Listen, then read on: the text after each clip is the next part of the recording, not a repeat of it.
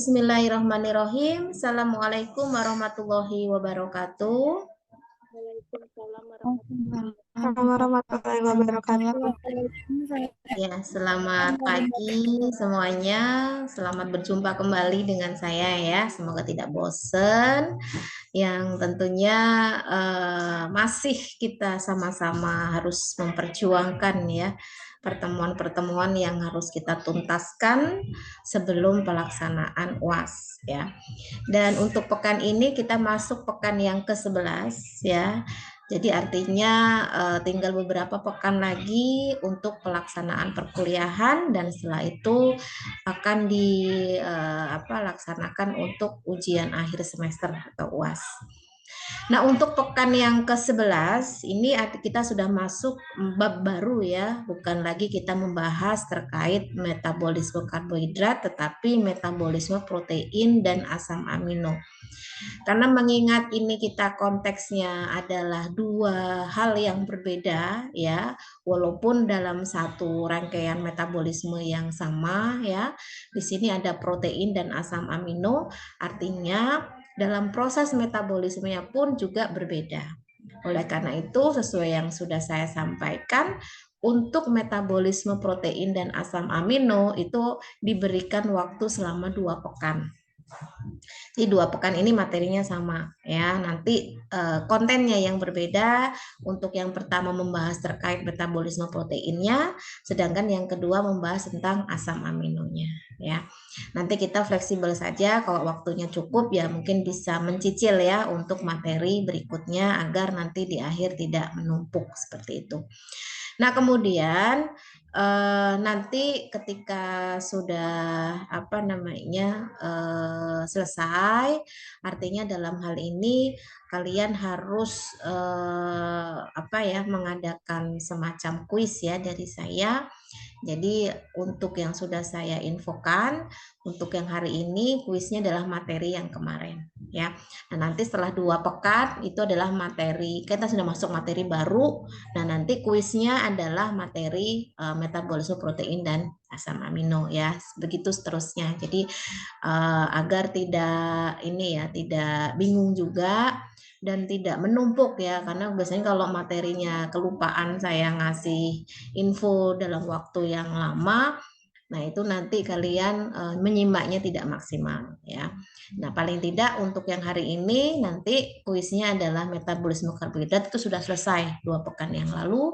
Jadi dalam hal ini tidak ada hambatan. Kalaupun toh memang yang hari ini belum selesai semua, tidak apa-apa karena memang itu diperuntukkan untuk 2 pekan ya. Jadi paling tidak separuh lah, separuh itu sudah kalian simak, jadi setidaknya bisa menjawab untuk pertanyaan-pertanyaan yang berkenaan dengan metabolisme protein yang memang dibahas terlebih dahulu, baru nanti dilanjut dengan asam amino ya.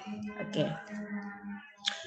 Baik, untuk proses diskusi atau tanya jawab ini sama dengan sebelumnya ya. Jadi nanti saya akan memberikan pertanyaan dari setiap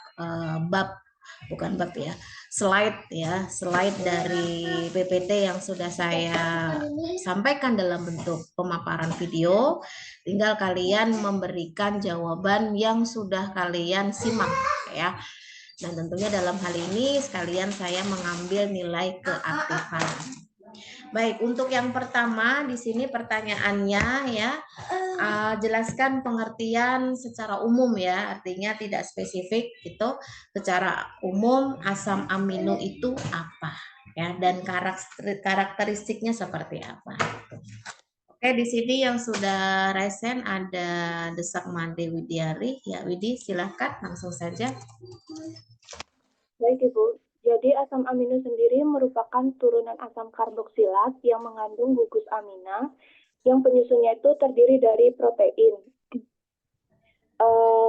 Karakteristik dari asam amino sendiri yaitu mengandung gugus karboksil, mengandung gugus amina, mengandung gugus amina yang terikat pada atom karbon alfa, yaitu atom karbon yang terikat pada gugus karboksil atau paling ujung. Kemudian 3/4 zat padat tubuh itu terdiri dari protein yang berupa otot, enzim, protein plasma, antibodi, dan juga hormon. Sudah, Ibu. Oke, baik. Ya, kalau karakteristik umum tentunya ini menjadi karakteristik yang khas ya untuk golongan asam amino. Karena kalau berbicara masalah golongan itu kan berarti sifatnya masih luas dan masih umum dan itu golongan besar ya, bukan atau belum yang spesifik. Nah, ciri khasnya asam amino itu dia memiliki dari struktur kimiawinya itu memiliki yang disebut dengan gugus karboksil. Itu ciri khasnya. Yang itu di belakangnya rantainya itu ada akhiran COOH. Nah, kemudian selain memiliki gugus karboksil, juga memiliki gugus amina. Ini juga khas sekali di asam amino, yaitu NH2 ya. Nah, ini kalau kalian lihat ya, ini adalah gugus karboksilnya ya, COOH. Kemudian di sini adalah gugus amina ya, NH2. Nah, kemudian kalau kalian lihat ya di sini ada struktur dari gugus amina ini ya terikat pada atom C ya. Jadi C alfa ini yaitu atom C yang terikat pada gugus karboksil paling ujung ini dan apa namanya NH2 ini ya. Jadi dia memang dalam satu rangkaian yang sama. Jadi ciri khasnya itu ada 3 ya. Yang pertama adalah gugus karboksil ya, itu harus ada.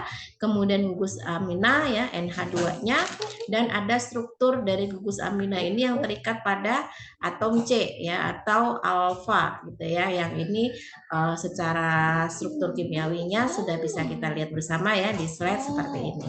Ini adalah ciri khas dari asam amino.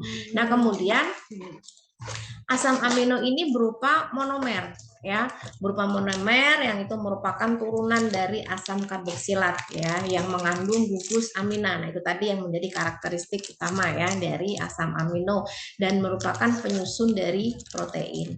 Jadi dalam hal ini memang protein itu baru akan bisa dibentuk ya ketika tubuh kita itu sudah mensintesis yang disebut dengan asam amino. Nah, kalau berbicara masalah asam amino itu tentu tidak akan terlepas dari karakteristik genetik yang ada di dalam tubuh kita ya. Artinya kalian kan sudah pernah belajar ya terkait struktur genetik pada tubuh manusia yang itu ada yang disebut dengan molekul DNA, molekul RNA. Nanti kita juga akan belajar terkait itu. Kenapa? Karena asam amino itu harus ada yang mengkodekan di dalam tubuh kita maunya mau dibentuk asam amino apa. Nah, nanti asam amino itu yang sudah terbentuk itu nanti endingnya itu akan membentuk disebut sebagai protein begitu. Yang itu dibutuhkan oleh tubuh kita. Makanya sebetulnya proses itu tidak secara makro saja tapi dari segi mikro yang itu terjadi di dalam sel manusia atau secara selulernya. Ya, artinya semua itu terjadi harus saling mendukung satu dengan yang lainnya agar prosesnya tidak terhenti. Ya, jadi jangan sampai ada hambatan dalam satu proses tertentu akhirnya akan mengganggu proses selanjutnya ya. Tuh. Baik, yang kedua yang perlu secara teoritis kalian pahami dulu ya.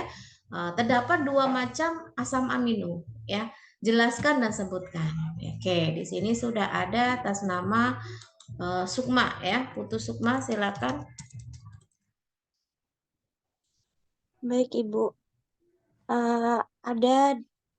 terdapat 2 macam asam amino yaitu yang pertama asam amino esensial, asam amino yang harus ada dalam makanan sehari-hari karena tubuh tidak dapat mensintesis asam amino tersebut. Di antaranya valine, leucin, isoleucin, fenilanin, triptofan, trionin, metionin, lisin, histidin, dan arginin. Asam amino yang kedua yaitu amino non esensial. Dia tidak harus ada dalam makanan karena tubuh dapat mensintesis asam amino tersebut.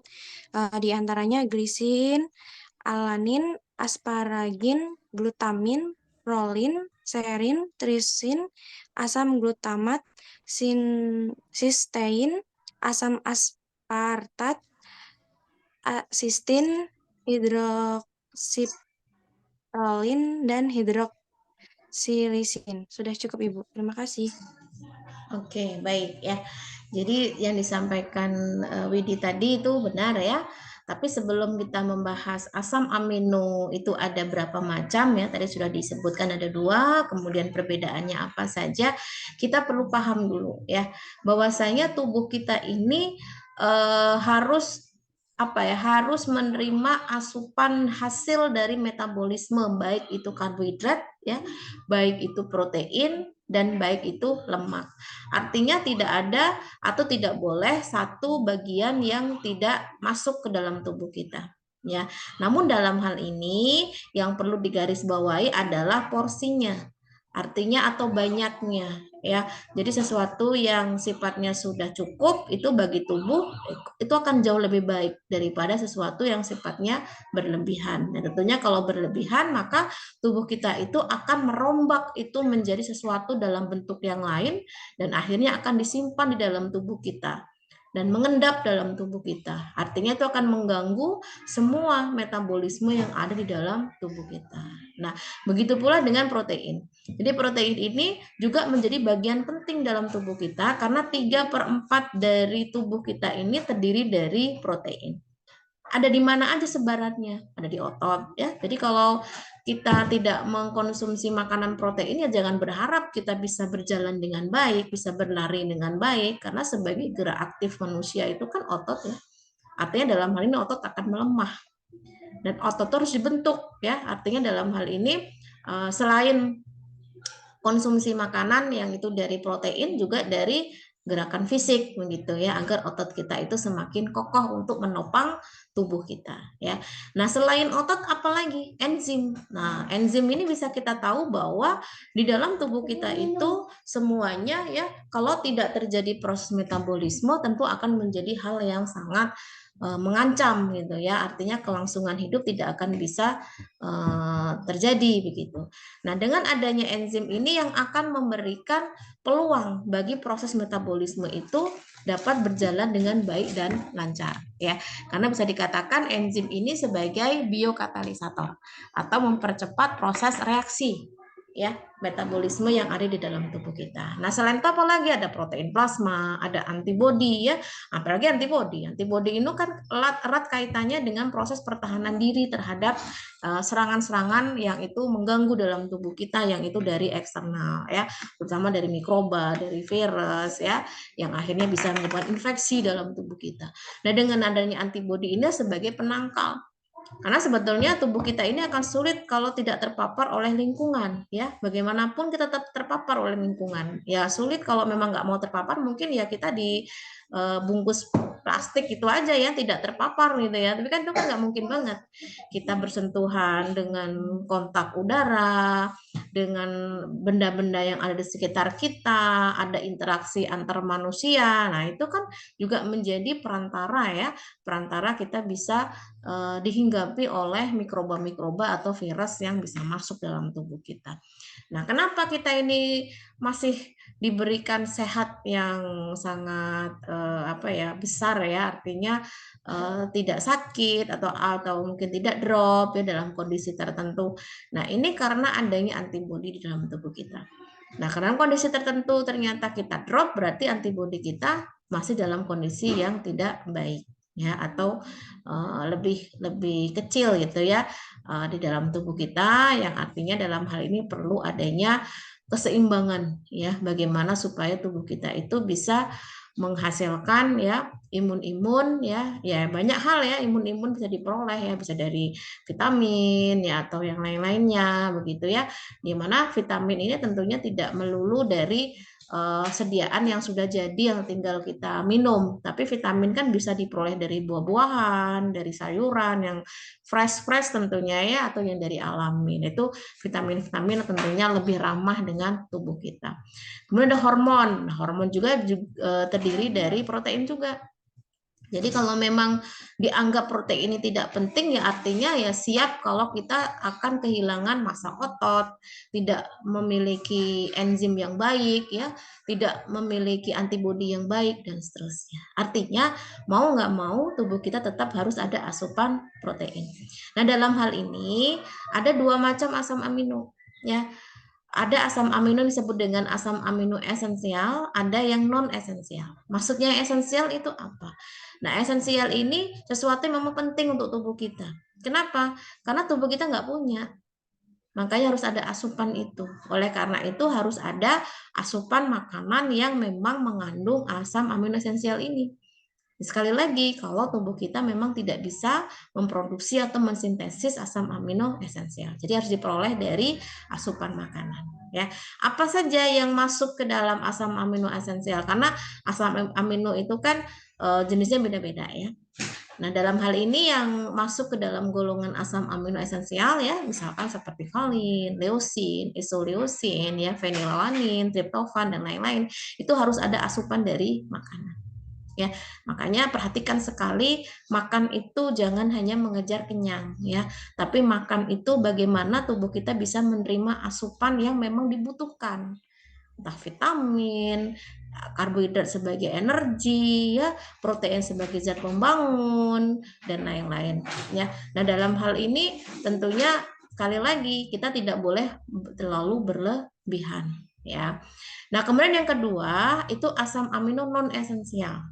Nah, ini kebalikannya. Sebetulnya kita tidak perlu menyediakan ini dari asupan. Kenapa? Karena tubuh kita secara alami selama tidak terjadi kelainan genetik ya, maksud saya normal gitu ya. Itu tubuh kita sudah secara alami bisa menghasilkan atau mensintesis asam amino yang non esensial. Yang bisa dihasilkan oleh tubuh kita apa saja? Glisin, alanin, asparagin, glutamin, prolin, serin, tirosin dan lain-lain. Jadi, kalau memang tidak terlalu dibutuhkan ya, tidak terlalu urgent ya, sebetulnya tidak ada asupan untuk ini semua dari luar juga tidak masalah.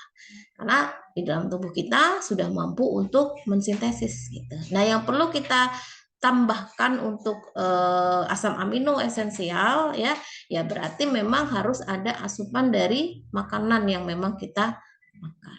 Ya, artinya dalam hal ini kita lebih bijak di mana tubuh kita ini kan punya hak ya, hak untuk bahagia gitu. Jadi kalau hanya mengejar enak di lidah, kenyang di perut, tapi tidak memikirkan yang tubuh kita inginkan, itu namanya zolim ya. Artinya kita tidak bisa memberikan manfaat untuk tubuh kita, menikmati prosesnya ya, sehingga akhirnya ya tubuh kita sendirilah yang akan merasakan sakit gitu ya, yang artinya kita tidak bisa menjaga keseimbangan itu semua. Tuh. Nah, kemudian dalam hal ini selain yang disebutkan di atas tadi ya, kita harus paham ya pentingnya asam amino bagi tubuh. Karena kalau sampai tidak ada asam amino atau satu aja nggak ada dalam asam amino, itu tentunya akan menimbulkan dampak atau sesuatu yang berbahaya untuk tubuh kita. Karena setiap asam amino pasti memiliki peran berbeda-beda di dalam tubuh kita sebagai apa, gitu ya.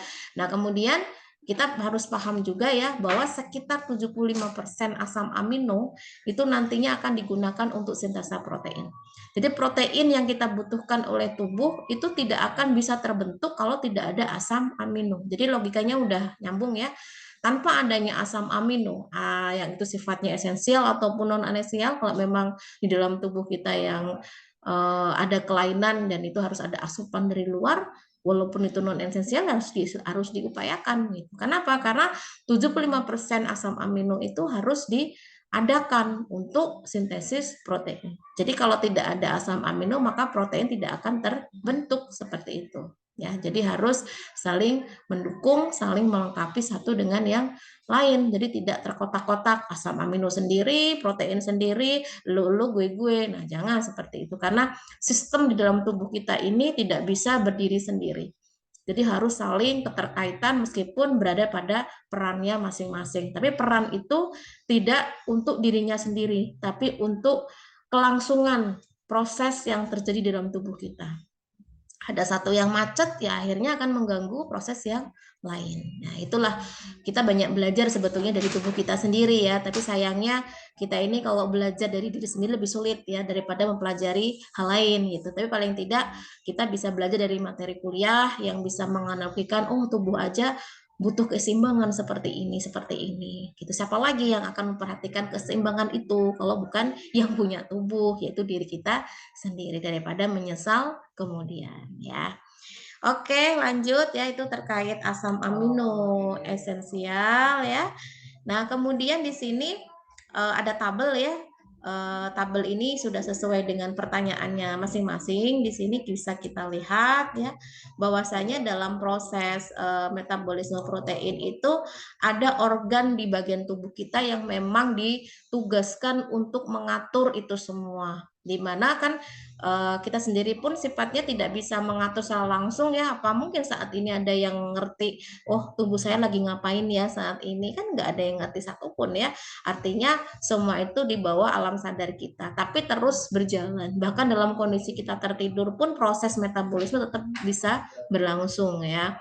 Nah, ada organ yang memang ditunjuk langsung gitu ya untuk menjadi penanggung jawab gitu ya, pengatur konsentrasi asam amino dalam tubuh gitu. Jadi dia tahu kapan asam aminonya cukup, kapan asam aminonya kurang atau terjadi proses kesalahan gitu ya.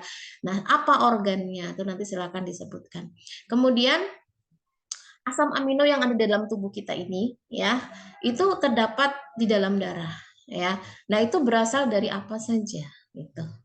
Nah, kemudian pada proses pencernaan makanan ya, itu kan otomatis ada asupan protein ya, entah itu dari protein hewani maupun protein nabati begitu ya.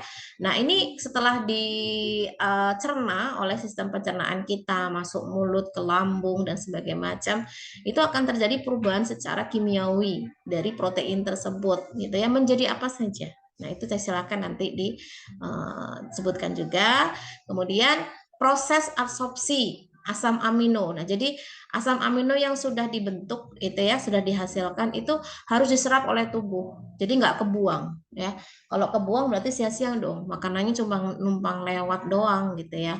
Tapi dalam hal ini bagaimana proses pencernaan itu bisa berjalan dengan baik, yang disebut dengan sari-sari makanannya itu kita ambil, kita serap, lalu yang dikatakan sebagai zat sisanya itu baru kita keluarkan. Artinya yang tidak bermanfaat untuk tubuh, yang sifatnya toksik ya tentunya. Artinya dalam hal ini tubuh kita aja ngerti ya bagian-bagian mana aja yang memiliki karakteristik sebagai bahan toksik, itu ya secara otomatis dikeluarkan gitu ya. Jadi buat apa kita menjaga ketoksikan di dalam tubuh kita gitu. Makanya gimana caranya tubuh kita bisa mengenali itu semua, bisa tahu ini adalah bahan toksik atau bukan gitu ya. Ini perlu dijaga dengan adanya pola hidup yang sehat gitu ya. Baik, mungkin saya butuh 2 mahasiswa ya supaya jadi pembanding saja, karena di sini ada 4 pertanyaan. Nanti silakan satu persatu diurutkan sesuai dengan pertanyaannya ya, dari kolom 1, 2, 3, dan 4. Baik, di sini tadi yang sudah raise hand atas nama Teresia. Kemudian yang kedua, siapa yang belum nih? Vivi ya? Oke, silakan masing-masing. Sela sama Vivi bisa menguraikan masing-masingnya. Silakan.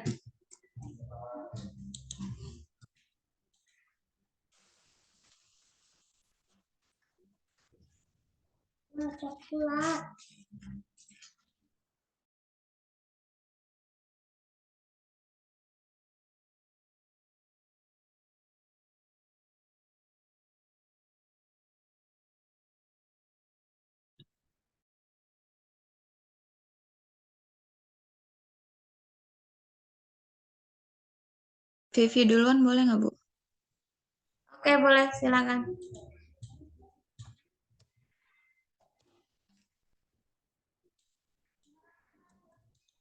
Baik, organ pengantar konsentrasi asam amino dalam tubuh yaitu hati. Asam amino yang terdapat dalam darah berasal dari absorpsi melalui dinding usus, hasil penguraian protein dalam sel, juga hasil sintesis asam amino dalam sel. Pada proses pencernaan makanan, protein diubah menjadi asam amino oleh beberapa reaksi hidrolisis seperti enzim, pepsin, tripsin, kimotripsin, karboksipeptidase, aminopeptidase, tripeptidase, dan dipeptidase. Proses absorpsi asam amino ini terjadi melalui dinding usus. Asam amino tersebut sampai ke pembuluh darah. Cukup, Bu. Oke, baik. Ya, betul ya, sampaikan oleh Vivi tadi. Jadi organ yang ditunjuk langsung gitu ya untuk pengatur konsentrasi di asam amino di dalam tubuh kita itu adalah hati. Kok banyak betul ya Bu tugas hati ini Bu ya? Overload kayaknya. Ya bagaimanapun ya itu yang ditunjuk begitu ya. Nah, kita sama-sama paham kalau hati ini tugasnya banyak. Artinya yang punya hati ya harus ngimbangin gitu ya, yang punya hati. Artinya dalam hal ini organ hati gitu ya. Sudah tahu hati ini sebagai tempat apa ya penyaring apapun itu yang bahan-bahan yang mungkin bisa berbahaya untuk tubuh kita ya. Artinya dalam hal ini mungkin 11-12 dengan ginjal ya. Artinya fungsinya juga sesama beratnya gitu ya. Kita harus bisa menyeimbangkan itu semua. Jangan membuat tugas dari organ hati atau ginjal ya, kalau dalam ini konteksnya adalah ginjal, itu terlalu berat ya. Artinya dalam hal ini kita bisa memperhitungkan asupan-asupan yang bisa kita terima gitu. Sekali lagi, jangan hanya sekedar menyenangkan lidah dan perut gitu ya. Karena kalau berbicara masalah perut, lambung gitu kan, lambung ini sebenarnya sudah ada alarmnya. Alarm yang membuat kita itu akan merasa lapar ketika ada aktivitas di dalam kehidupan kita sehari-hari. Itu sudah otomatis tersetting gitu ya. Jadi walaupun sebetulnya kita ini nggak butuh belum butuh asupan, tapi karena kita ada energi yang dikeluarkan itu otomatis akan memberikan alarm. Oh, yang punya tubuh lapar nih, padahal belum tentu lapar gitu. Tapi karena si lambung ini pengertian banget ya, jangan sampai yang punya tubuh ini kelaparan gitu ya. Akhirnya dia memproduksi asam lambung yang berlebih. Akhirnya membuat perut-perut terjadi perih gitu ya, keroncongan, lapar. Padahal sebetulnya itu bukan parameter kita butuh energi atau tidak ya. Makanya kita perlu memperhatikan jam makan kita ya, kemudian apa yang sudah kita asup gitu.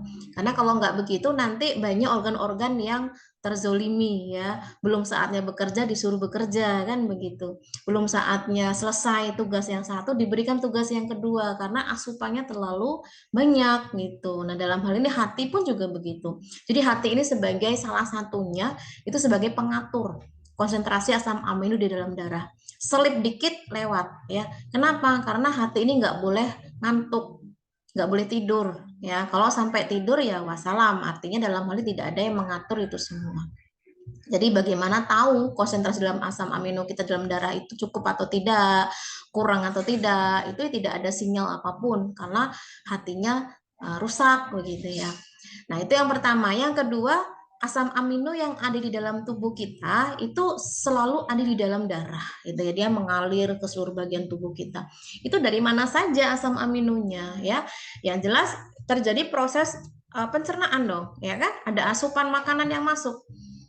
Jadi asupan makanan yang masuk inilah yang nantinya akan dicerna oleh sistem pencernaan sehingga sampailah ke usus gitu ya. Nanti di bagian usus itu akan diabsorpsi atau akan diserap gitu.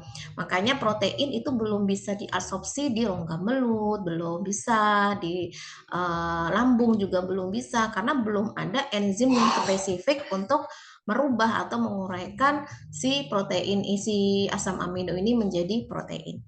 Nah, karena dalam hal ini perlu enzim yang khusus. Nah, enzim itu baru ada di bagian usus. Oleh karena itu, absorpsinya itu baru terjadi di usus. Kalaupun terjadi pencernaan di rongga mulut, itu artinya secara fisik saja.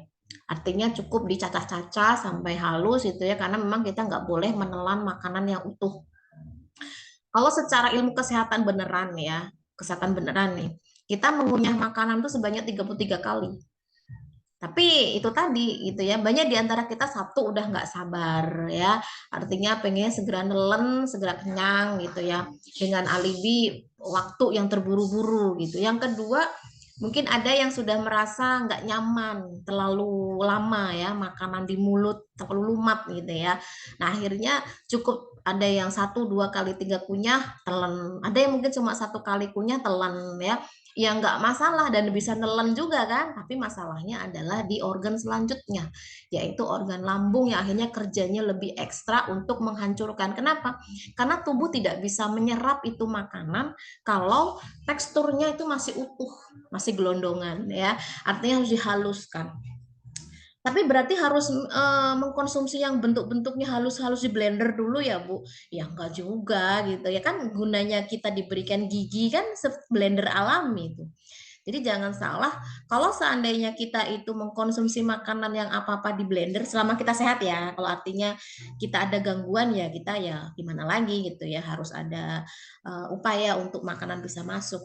Tapi kalau kita dalam kondisi normal, itu jangan terlalu sering untuk memakan makanan yang sudah dihaluskan terlebih dahulu. Ya, kan kita udah punya gigi itu, ya gunakanlah gigi itu untuk mengunyah. Kenapa? Kan dalam hal ini ada proses pencernaan yang tidak bisa digantikan dengan pisau blender, itu satu. Yang kedua, seratnya akan hilang ya ketika di blender sampai halus, tentunya serat itu akan menurun, jadi kita nggak ada seratnya. Kalau misalkan alibinya saya tiap hari saya tiap hari minum jus, Bu, ada jus ini jus ini, justru itu akan merusak struktur dari si fiber atau si serat itu, sehingga tidak bisa kita terima gitu ya. Makanya lebih baik selama itu masih bisa kita kunyah, ya dikunyah secara alami ya. Artinya manfaat itu bisa kita terima begitu. Nah, kemudian dari hasil penguraian protein di dalam sel, kemudian hasil sintesis asam amino dalam sel. Jadi di sini ada tahap penguraian, ada tahap pembentukan ya, atau tahap penghancuran.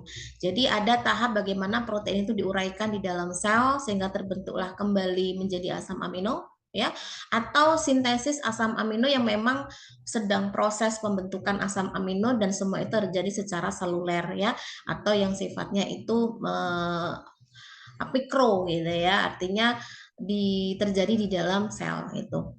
Nah, tentunya dalam hal ini banyaknya asam amino di dalam darah itu ya tergantung keseimbangan itu semua ya, antara pembentukan dan penggunaan. Sebetulnya sudah balance banget kalau semua itu diterapkan pola hidup yang baik gitu ya.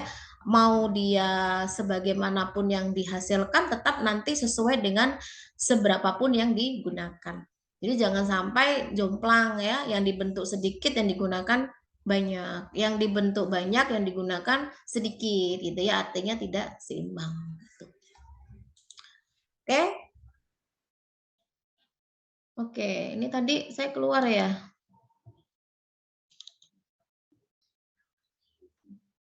Suara saya sudah terdengar lagi belum?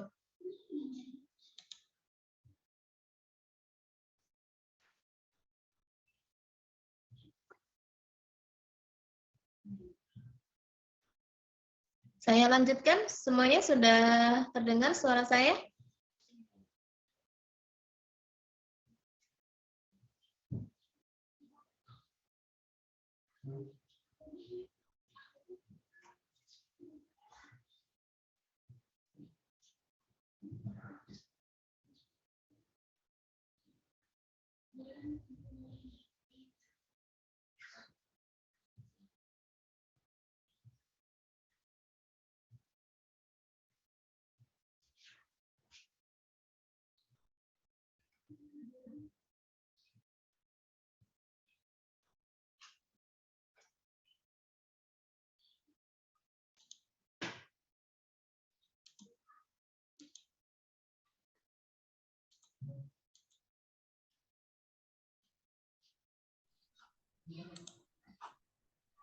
Oke. Oke, sudah masuk lagi di sini. Suara saya sudah terdengar belum? Udah, Ibu. Oke, ini tiba-tiba tadi wifi-nya mati. Terlempar ya.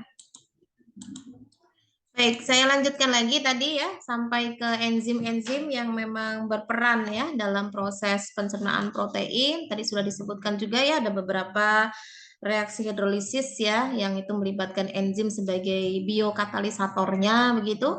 Ada enzim pepsin, tripsin, kemotripsin, ada yang lain-lain ya. Ini secara spesifik ini dipelajari di sistem pencernaan. Nah, kemudian setelah protein itu diubah ya menjadi asam-asam amino ya, maka dengan proses adsorpsi yang melalui usus itu tadi ya, maka asam amino tersebut akan diteruskan ke pembuluh darah itu. Jadi proses adsorpsi itulah yang nantinya akan terbentuk energi gitu ya. Nah, dalam hal ini membutuhkan yang disebut proses transport aktif gitu ya. Nah, tentunya dalam hal ini energi mulai dibutuhkan ya, karena setiap proses reaksi dalam tubuh kita ya, salah satunya adalah pembentukan protein, ya tentunya butuh yang namanya energi, karena semuanya berlangsung secara transport aktif gitu ya, butuh energi gitu. Oke, itu untuk yang tabel tadi. Nah, di sini ada tambahan ya, informasi terkait protein juga begitu ya. Jadi di dalam tubuh itu protein yang mengalami beberapa perubahan ya, sesuai dengan perubahan apapun itu kecepatan yang ada itu berbeda-beda untuk setiap protein. Ya, kita tidak bisa menyamakan ya, karena tentunya sesuai dengan peruntukannya masing-masing. Nah, kalau itu adalah jenis protein yang ada di dalam darah ya, hati atau organ tubuh lain, itu memiliki paruh waktunya itu sekitar 2,5 sampai 10 hari. Nah, kalau protein yang terdapat di dalam jaringan otot itu waktu paruhnya 120 hari ya. Enzim itu dalam hitungan menit, ya wajar saja ya, karena si enzim sebagai biokatalisator ya 7 sampai 10 menit ya. Kolagen itu 1000 hari. Nah, bagaimana mekanisme perubahan protein gitu ya? Yang pertama itu dari sel-sel yang mati. Karena sebetulnya tubuh kita ini kan terdiri dari sel-sel yang tidak cuma sel itu terus kan ya, pasti akan mengalami proses regenerasi gitu ya. Kalau sudah saatnya istirahat, maka akan digantikan dengan yang baru, tidak memaksakan yang lama, akhirnya malah mengganggu proses kelangsungan hidup dari makhluk hidup tersebut. Jadi dari sel-sel mati ya, di mana komponennya itu akan mengalami penguraian ya, atau mengalami katabolisme yang nantinya akan membentuk sel baru, atau kita kenal dengan istilah regenerasi gitu ya. Nah, kemudian masing-masing protein itu akan mengalami proses penguraian dan terjadi sintesa protein baru ya, dan tanpa ada sel yang mati. Jadi yang pertama itu terbentuknya sel baru itu ya karena ada sel-sel yang mati dan digantikan dengan yang baru. Nah, kemudian kalau yang kedua itu protein itu akan mengalami proses penguraian, tapi selnya tidak ada yang mati ya. Yang ketiga, protein dikeluarkan dari dalam sel lalu diganti dengan sintesa protein baru. Nah, itulah proses-proses atau mekanisme perubahan protein menjadi asam amino ya yang ada di dalam tubuh kita ya. Menyesuaikan dengan apa peruntukannya tentunya, karena kalau kita berbicara masalah protein tentu penempatannya atau persebarannya berbeda-beda ya. Ada di otot, ada di hormon, ada di antibodi ya dan lain-lain.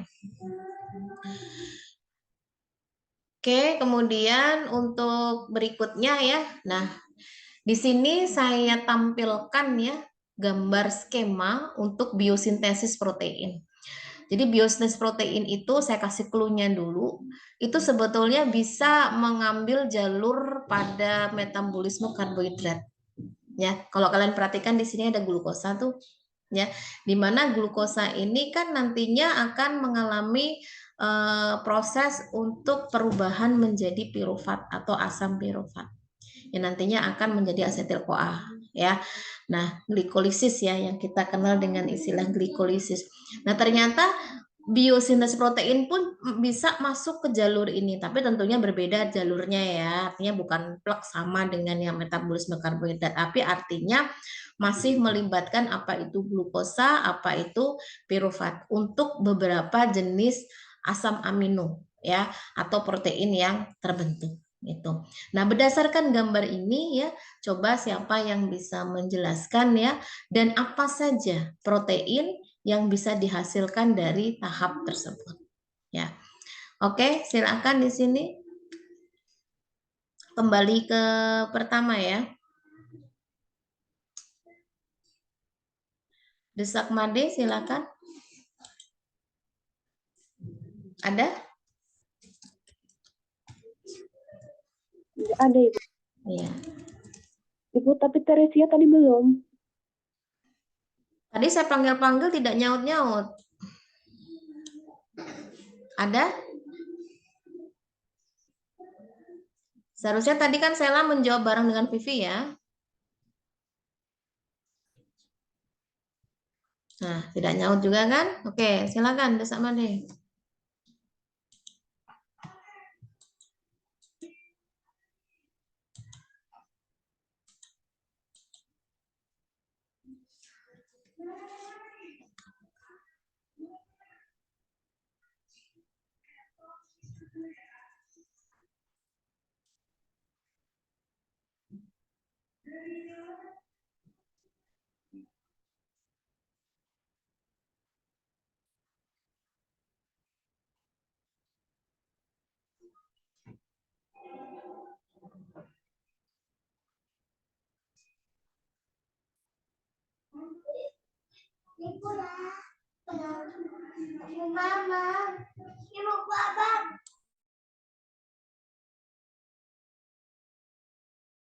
Silakan, Widi.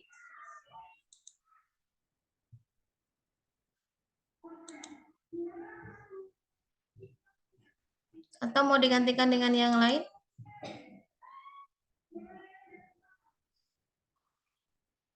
Vivi ada?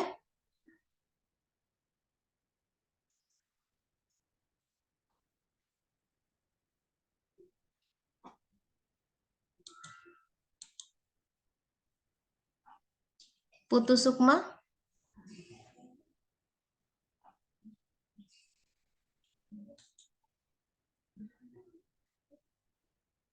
Nah, kok pada ngilang semua kemana ini?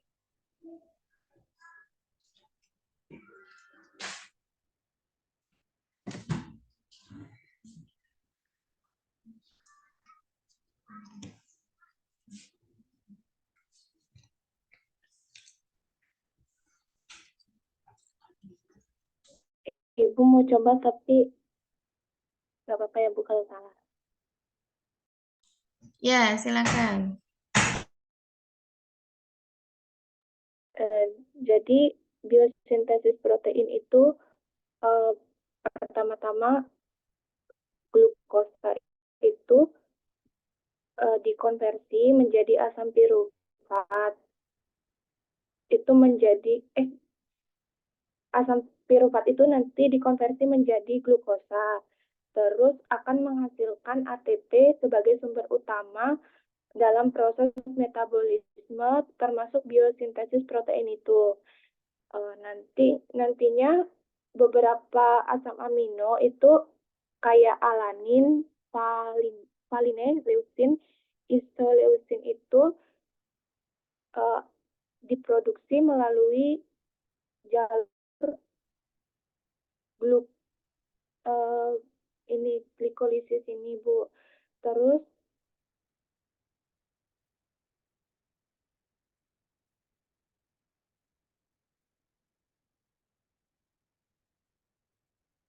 prosesnya sendiri ada 3 tahap utama. Yang pertama itu transkripsi, di mana DNA itu nanti diubah menjadi mRNA. Terus translasi, di mana mRNA itu nanti digunakan untuk menghasilkan protein dari asam amino. Terus pasca translasi, di mana protein yang dibuat itu nanti akan dimodifikasi supaya bisa berfungsi dengan baik. Gitu, Bu. Oke. Sebenarnya Widi tinggal baca dari skema ini aja ya yang ditampilin. Jadi kita belum ngebahas yang terkait mRNA itu, dia sifatnya adalah biosintesisnya dari asam amino.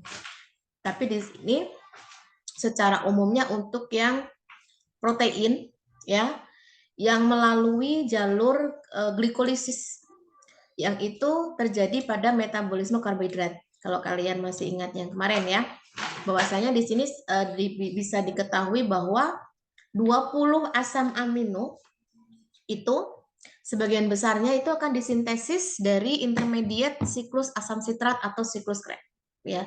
Artinya memang dalam hal ini tidak terkotak-kotak ya. Ada bagian dia itu kayak semacam irisan gitu ya, yang dimana jalurnya metabolit untuk karbohidrat, mana yang protein. Tapi tentunya tidak berbarengan ya, tapi dalam satu singgungan yang sama. Nah, kalau kalian perhatikan di sini, tadi saya sudah menyebutkan bahwasanya karbohidrat itu ketika nantinya akan dimanfaatkan oleh tubuh kita, itu harus diubah dulu menjadi glukosa. Nah, dalam hal ini glukosa itu kan baru bisa terbentuk ketika melibatkan enzim pencernaan ya, yang itu ada di rongga mulut atau kita kenal sebagai enzim amilase gitu. Nah, setelah terbentuk glukosa, yang itu nanti tidak bisa langsung dihasilkan energi. Jadi harus melalui tahap ya pembentukan menjadi asam pirufat, nantinya baru masuk ke dalam siklus Krebs. Nah, ini adalah jalurnya metabolisme karbohidrat. Nah, kalau kalian perhatikan di sini ada beberapa tahap ya. Jadi glukosa itu menjadi glukosa 6-fosfat. Ini kan tahap glikolisis tuh. Kemudian nanti di sini ada tahap apa lagi sampai 4 tahap, lalu terbentuklah 3 fosfogliserat. Nah, di tahap fosfogliserat ini, kalau nantinya akan membentuk pirufat, itu nanti akan membentuk fosfenol pirufat, lalu membentuk pirufat. Tapi untuk proses pembentukan proteinnya, itu ada jalur yang ke kanan dan ke kiri, ya, tidak ke bawah dia.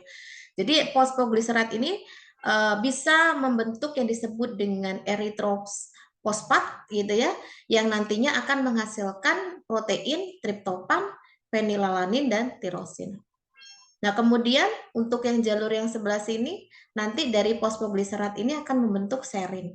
Di serin ini adalah salah satu dari protein ya, asam amino yang nantinya juga bisa menghasilkan glisin dan sistein ya.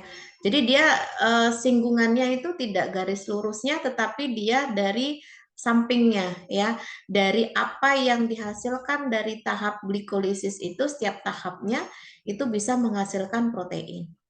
Nah, kemudian pirufat itu sendiri, ini kalau dalam metabolisme karbohidrat kan nanti langsung digunakan ke siklus Krebs gitu ya. Tapi ternyata pirufat ini juga bisa digunakan untuk mensintesis protein, yaitu alanin, valin, leusin, dan isoleusin. Nah, kemudian kalau dia mau menghasilkan energi dalam bentuk karbohidrat itu tadi yang sudah dipecah gitu ya. Nah, itu nanti akan masuk ke tahap siklus Krebs. Nah, kemudian dari siklus Krebs ini kita perhatikan juga ada tahapan ya yang dia menghasilkan oksaloasetat. Nah, ini nanti oksaloasetat juga bisa dibentuk sebagai asam amino ya, menjadi aspartat ya, kemudian menjadi asparagin, metionin, treonin dan lisin. Ini semua kan jenis-jenis dari asam amino ya yang sudah disebutkan di awal tadi. Sedangkan kalau pada tahap alfa ketoglutarate itu juga nanti bisa menghasilkan glutamat dan glutamin, prolin dan arginin.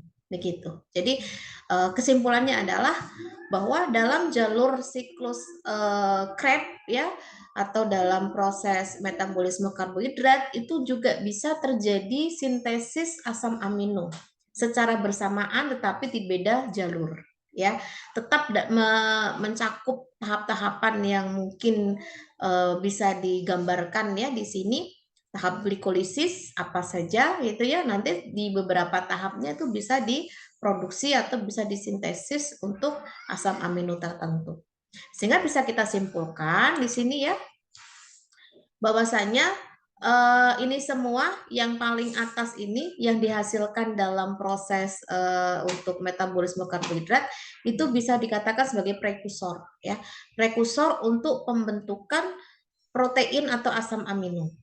Nah, di sini ada prekursor alfa ketoglutarate ya, yang itu tadi dihasilkan pada tahap siklus Krebs itu sebagai prekursor dalam pembentukan glutamat, pembentukan glutamin, prolin dan arginin. Nah, kemudian pirufat ya, ini juga sebagai prekursor ya dalam pembentukan untuk asam amino alanin, valin, leusin dan isoleusin. Nah, kemudian fosfogliserat itu untuk prekursor serin, glisin, sistein. Kemudian ada fosfenol pirufat ya, ini ada 2 karena terjadi perubahan dulu ya menjadi eritros 4-fosfat. Itu nanti akan membentuk triptofan, fenilalanin dan tirosin ya. Jadi bisa dipahami dalam hal ini. Nah, kemudian kalau semisal ada beberapa enzim ya yang mengalami gangguan dalam proses yang dihasilkan. Ingat, kalau kita berbicara enzim berarti penyusunnya adalah protein. Berarti protein itulah yang menjadi sasaran utama, tidak boleh terjadi kekurangan atau kelainan. Karena kalau sampai terjadi kelainan yang itu nanti terlibat dalam proses pembentukan enzim tertentu, nah akhirnya akan menimbulkan dampak yang tidak diinginkan. Nah, di sini ada beberapa enzim yang saya tuliskan di sini ya. Enzim ini sangat vital sekali untuk tubuh kita ya. Ada enzim ASL ya, arginisosinat lysis, kemudian ada tirosin, ada tirosinase, dan ada alpha aminodipik ya, semildehid dehidrogenase ya. Nah, kalau semisal enzim ini tidak ada atau mengalami gangguan dalam tubuh kita, ya tentunya disebabkan hilangnya protein yang terlibat gitu ya, dapat menyebabkan penyakit apa? Kemudian gejalanya apa ya? Nanti kita bisa sama-sama paham ya bahwasanya jangan sampai terjadi kekurangan protein yang dibutuhkan oleh tubuh kita ya. Dan kalau sampai itu tidak ada ya tentunya akan mengganggu pembentukan-pembentukan yang memang sebagian besar penyusunnya adalah protein. Seperti otot ya, antibodi, seperti ini enzim ya dan lain-lain. Oke, silakan di sini ada 4 ya. Sebenarnya pas ini kalau mau satu-satu. Yang pertama, silakan atas nama Putu Sukma.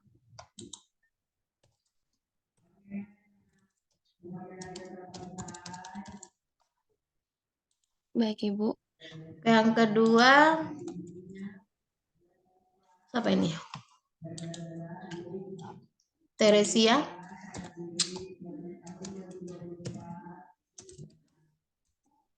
Yang ketiga, Vivi. Yang keempat, Desak Mada. Silakan, berurutan ya.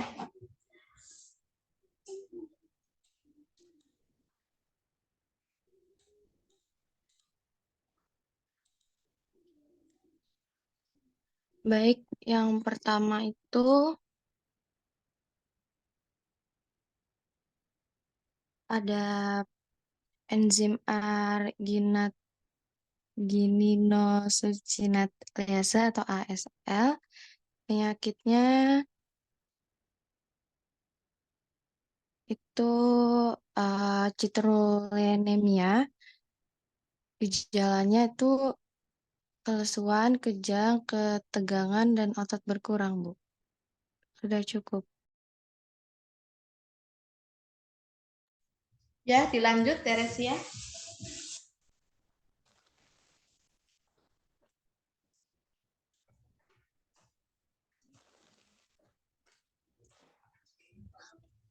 Teresia ada?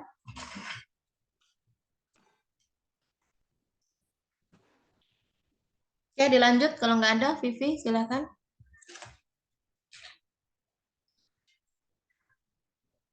Baik, Ibu. Pada enzim tirosin, penyakitnya tirosinemia, gejalanya lemah, kerusakan hati, dan retardasi mental.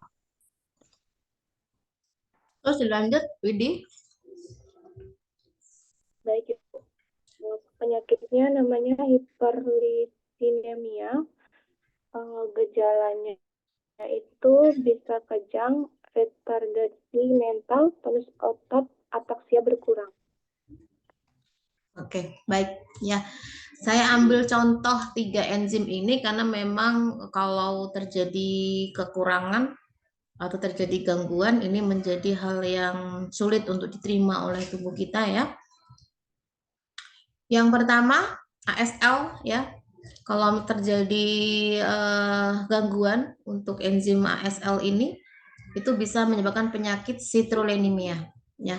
Ini merupakan penyakit genetik. Nah, kalau sudah terkait penyakit genetik ini susah. Artinya di dalam tubuh kita memang tidak bisa menghasilkan asam amino tersebut. Ya, ada kesalahan dalam pengkodean sehingga tidak terbentuk tidak terbentuk asam amino yang itu sebagai pembentuk enzim ASL. Apa asam amino? Arginin. Itu. Nah, gangguannya seperti apa yang bisa disebabkan karena tidak adanya enzim tersebut ya? Dia itu menyebabkan apa yang seharusnya dikeluarkan oleh tubuh kita ya, zat-zat toksin ya, amonia itu tidak bisa dikeluarkan sehingga terendap di dalam tubuh ya, terendap di dalam darah sehingga akan menyebabkan keracunan di dalam tubuh kita.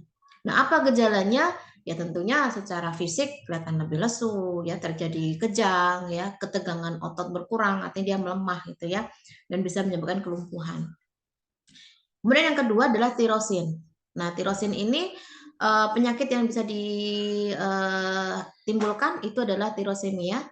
Nah, ini tubuhnya itu tidak dapat memecah zat yang disebut sebagai tirosin, yaitu berasal dari makanan ya. Jadi akhirnya nanti tirosin ini yang harusnya bisa dipecah gitu ya menjadi suatu apa namanya bagian yang memang penting untuk proses pembentukan protein, maka tidak bisa dipecah gitu ya. Artinya ya cuma ditelan aja tapi tidak bisa diserap gitu. Nah, dalam hal ini bisa berbahaya ya untuk tubuh dari seseorang tersebut. Kemudian yang ketiga, tirosinase ya. Ini tentunya sepertinya nggak asing ya bagi kalian dengan mereka yang terkena albino ya. Jadi penyakitnya adalah albinisme, di mana ini secara genetik ya itu mempengaruhi produksi melanin. Jadi tidak terbentuk pigmen kulit gitu ya. Jadi warnanya dia lebih putih banget gitu ya. Tapi apakah ini sesuatu yang menyenangkan? Tentunya tidak gitu. Kenapa?